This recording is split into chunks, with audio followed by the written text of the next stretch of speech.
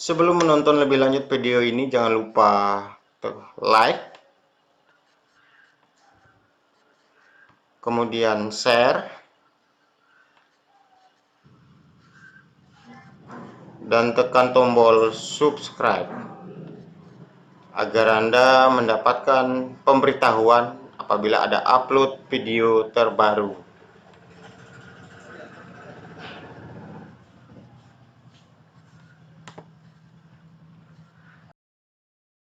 Berikut adalah tutorial terupdate untuk proses pra-pendaftaran penerimaan peserta didik baru jenjang SMA Dinas Pendidikan dan Kebudayaan Provinsi Kalimantan Barat tahun 2020 yang dilaksanakan secara online. Tutorial ini dikhususkan untuk calon peserta didik yang mendaftar secara mandiri dari rumah. Langkah pertama yang wajib dilakukan oleh calon peserta didik dalam proses penerimaan peserta didik baru online tahun 2020 adalah pra-pendaftaran. Di mana pra-pendaftaran ini dilaksanakan pada tanggal 2 Juni sampai dengan 13 Juni tahun 2020. Sebelum mengakses website PPDB online, calon peserta didik menyiapkan terlebih dahulu file scan yang akan diupload pada website PPDB. File scan yang diupload berbentuk gambar dengan ekstensi JPG atau PNG dengan ukuran maksimal masing-masing file adalah 300 KB. Ukuran maksimal file 300 KB. Di bawah 300 KB lebih baik. Beberapa file yang harus disiapkan. Yang pertama, surat pernyataan bersedia diproses di depan hukum. Yang kedua, kartu keluarga. Yang ketiga, surat keterangan lulus. Yang keempat, identitas rapot.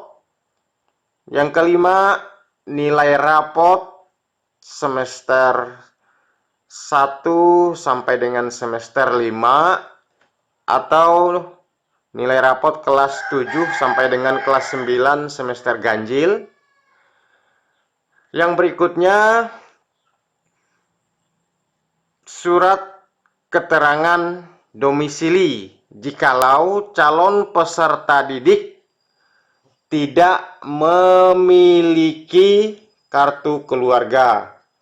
Dengan catatan surat domisili yang dibuat sudah lebih atau sama dengan 1 tahun tertanggal 1 Juli 2020.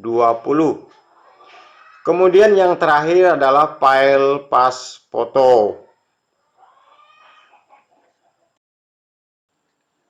Langkah selanjutnya, calon peserta didik mengakses website PPDB online dengan alamat ppdb.dikbud.kalbarprov.go.id. Langkah pertama, setelah masuk ke laman website, calon peserta didik harus membuat akun dengan cara mengklik tombol login garis miring buat akun.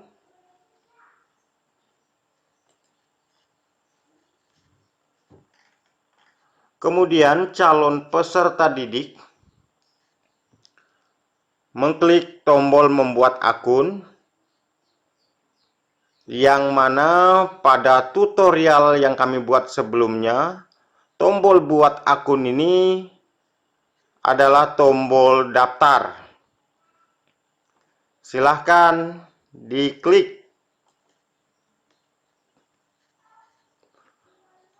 Kemudian calon peserta didik mencentang semua pernyataan ini.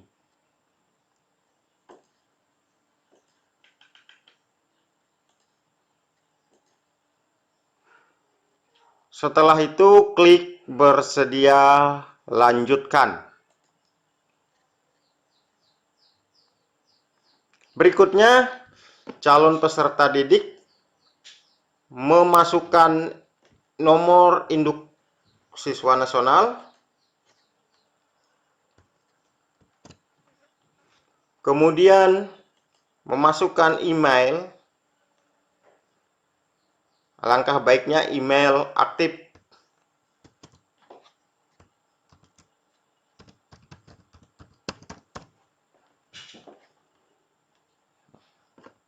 Kemudian masukkan nomor handphone.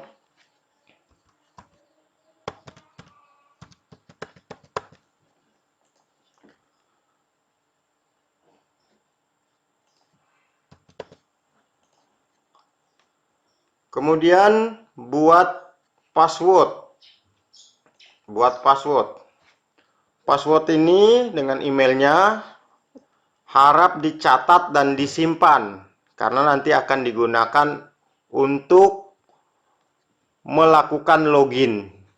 Baik itu untuk melakukan pra-pendaftaran, pendaftaran, maupun mengecek hasil pengumuman kelulusan nantinya.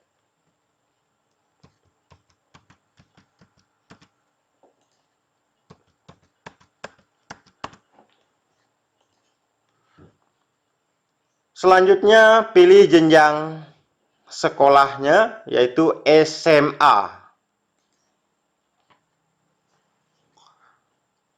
Masukkan angka ini ke dalam kotak.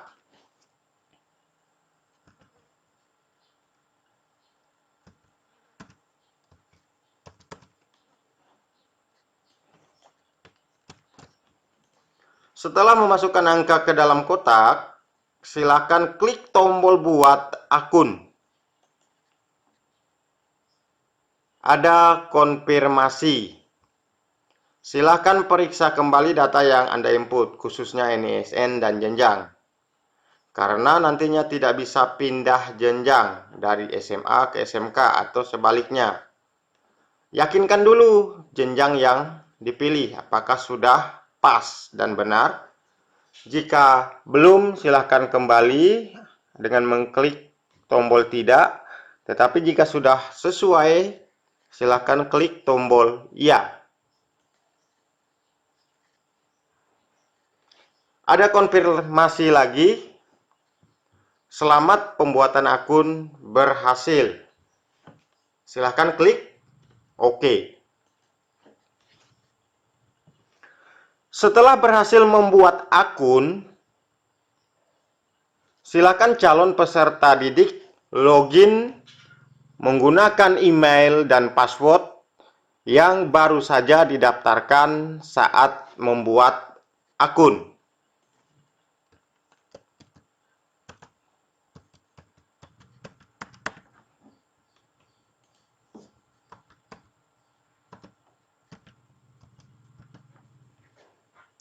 Kemudian klik tombol masuk. Calon peserta didik sudah berhasil masuk. Langkah awal ketika sudah masuk ke dalam sistem PPDB adalah calon peserta didik memilih nama sekolah pusat bantuan. Silahkan dibaca di deskripsi ini. Alangkah baiknya calon peserta didik memilih sekolah pusat bantuan adalah sekolah yang akan dituju untuk mendaftar. Untuk memilih sekolah, silahkan scroll ke bawah. Jika tidak ada di daftar scroll ini, silahkan diketik di sini. Misalnya SMA Negeri 1 Ngabang. Jikalau kita ketik SMA Negeri 1 Ngabang tidak tampil, maka kita coba cari lagi dengan kata kunci SMAN 1 Ngabang. Ya, sudah tampil. Silahkan diklik. Setelah memilih sekolah bantuan, selanjutnya klik daftar pusat bantuan.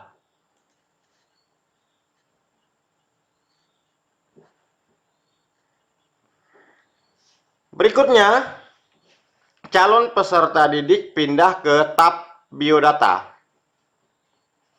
Tab biodata. Di sini ada konfirmasi, validasi NISN. NISN Anda belum terverifikasi. Silakan klik tombol cek atau hubungi operator sekolah di menu bantuan. Ya, tinggal kita klik ini tombol cek.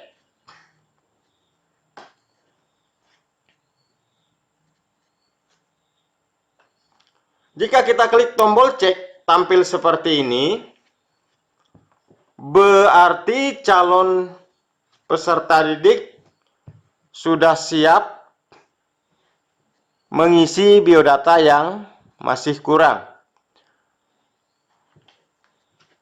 Kemudian perlu dijelaskan, ketika kita klik tombol cek, langsung tampil NIK, nama, nomor KK, nomor KKS, dan KIP. Itu dikarenakan operator Dapodik SMP calon peserta didik sudah melakukan sinkronisasi Dapodik ke database Dapodik Provinsi Kalimantan Barat. Tetapi jika operator Dapodik SMP belum melakukan sinkronisasi Dapodiknya, maka tidak akan tampil data-data ini. Ya. Akan tetapi perlu kami ingatkan, walaupun operator Dapodik SMP belum melakukan sinkronisasi, calon peserta didik tetap bisa melanjutkan proses pra-pendaftaran dengan catatan NISN berstatus belum terverifikasi. Akan tetapi tidak bermasalah, ya. Setelah mengisi biodata dengan lengkap,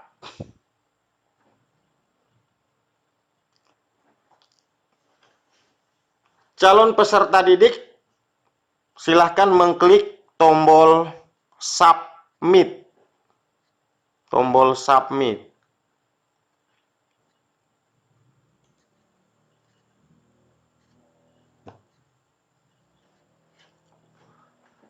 Kemudian jangan lupa upload pas foto di sini.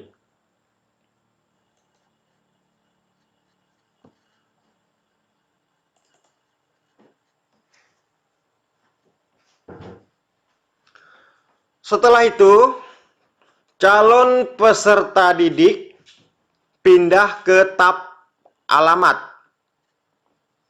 Pindah ke tab alamat. Silahkan diklik. Kemudian isi alamat sesuai kartu keluarga. Isi alamat sesuai kartu keluarga. Sebagai contoh,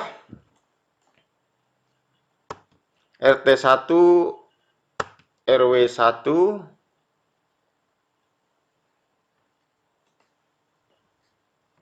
cari kecamatan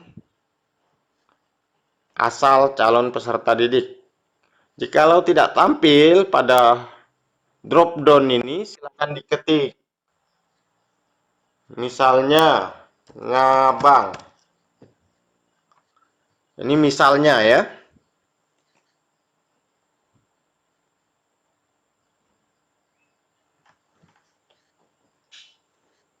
Kemudian kita lakukan pencarian alamat Ngabang di sini. Ngabang.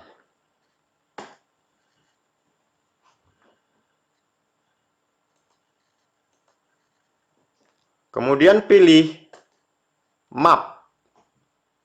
Pilih map. Sesuai dengan panduan yang ada di kotak berwarna hijau ini. Ya. Silahkan dibaca panduannya.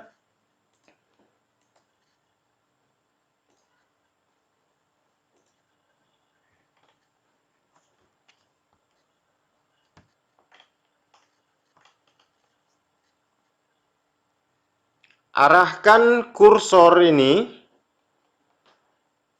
pada letak rumah tinggal atau tempat tinggal calon peserta didik.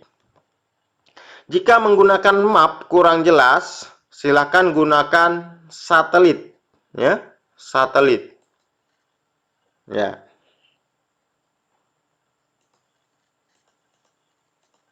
Silakan dicari, arahkan atau geser kursornya di mana rumah tinggal calon peserta didik, ya.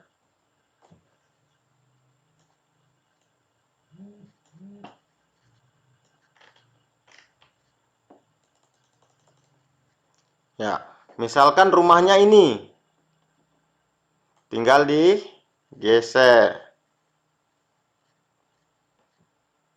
ya, tinggal digeser. Selanjutnya, silahkan klik tombol submit. Tombol submit. Setelah calon peserta didik mengisi tab alamat, berikutnya calon peserta didik mengupload berkas persyaratan yang diminta oleh sistem. Paling tidak, agar nanti calon peserta didik bisa melakukan pengukuran jarak, paling tidak berkas yang harus diupload adalah kartu keluarga atau surat keterangan domisili. Ya, surat keterangan domisili yang wajib terlebih dahulu diupload agar calon peserta didik bisa melakukan pengukuran jarak di tab jarak. Oke, silahkan diupload seperti ini. Pilih berkas. Ya, masuk. Ya, jika sudah diupload semua atau diupload minimal 2 surat ini tadi, kartu keluarga dengan surat keterangan domisili, silahkan klik tombol submit, ya, klik tombol submit. Setelah mengupload berkas, calon peserta didik silahkan menginput atau mengisi nilai rapotnya di tab nilai. Ya, nilai rapot yang diinput di sini adalah nilai rapot pengetahuan, ya, nilai rapot pengetahuan saja. Dari semester 1 sampai dengan semester 5 atau dari kelas 7 sampai kelas 9 semester ganjil. Diisi. Ingat, mengisilah dengan teliti. Ya. Jangan sampai 70 ditulis Itu akan sangat mempengaruhi nanti ya saat penskoran. Setelah dipastikan benar isian nilai raportnya, silahkan klik submit. Klik submit. Berikutnya, calon peserta didik jikalau memiliki prestasi, baik itu prestasi akademik, prestasi olahraga maupun seni, baik tingkat kabupaten, tingkat provinsi, tingkat nasional maupun tingkat internasional, silahkan pindah ke tab prestasi. Ya, jika ada, klik tombol plus atau tombol tambah ini, kemudian isi di sini, dan jangan lupa upload scan sertifikat prestasinya di sini. Ya. Kode prestasinya jangan lupa dipilih, tinggal klik tombol pilih ini. Ya. Jika sudah, klik submit. Ini berlaku bagi calon peserta didik yang memiliki prestasi tadi ya. Selanjutnya, calon peserta didik melakukan pengukuran jarak, yaitu jarak tempat tinggal calon peserta didik berdasarkan alamat kartu keluarga dengan sekolah tujuan pendaftaran. Silakan klik tombol tab jarak. Ya. Scroll dulu ke bawah.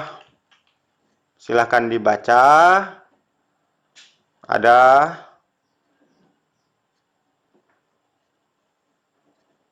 tulisan di sini, silakan dibaca dengan seksama.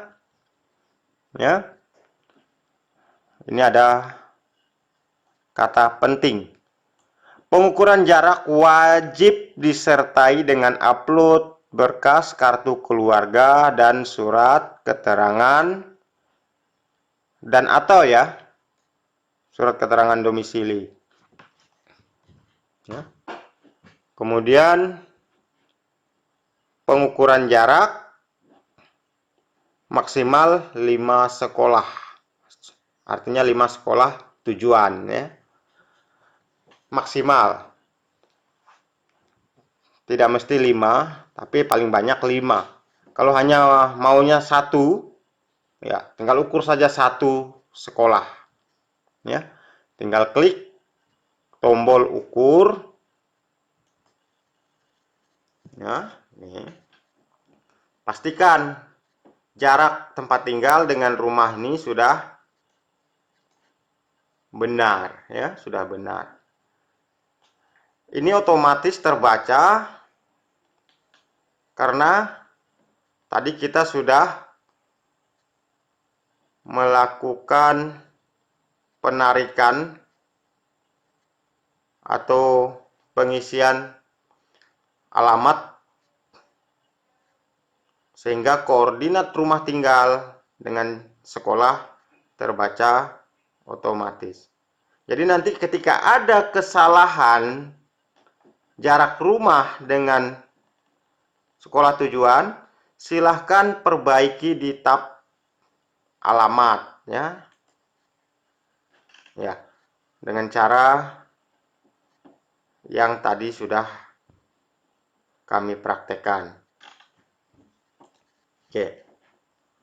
Setelah melakukan pengukuran jarak, maka proses pra-pendaftaran penerimaan peserta didik baru SMA online tahun 2020 Provinsi Kalimantan Barat selesai dilakukan.